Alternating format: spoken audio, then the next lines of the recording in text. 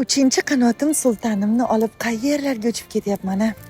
Xullas, videoni oxirida barchasini bilib olasiz. Chipta, pul va bir dona chimadan sultonimni olaman va ketaman deb o'ylagan edim, ammo shu kunning o'zida yuklarim ko'payib ketdi. Qaysi olam tomon uchib ketayotganimni esa yolg'iz Shirina qizim biladi. Qaranglar go'zalligini.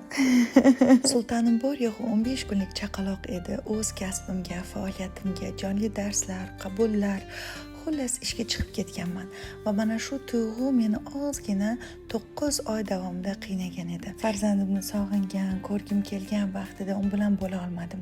Unga keraklicha vaqt ajrata olmadim.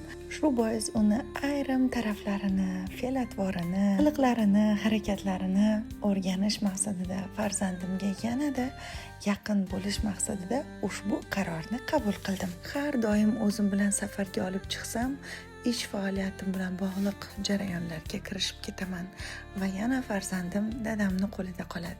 Shunday bir olamni tanladimki, u yerda jonli darslar, qabullar, uchrashuvlar, syomkalar, repetitsiyalar bo'lishini istamadim. 9 oylik sultonimni barcha fe'l-atvorini, hissiyotlarini, injiqlik, qaysarlik, o'jarlik, noqulayligini hammasini qabul qildim.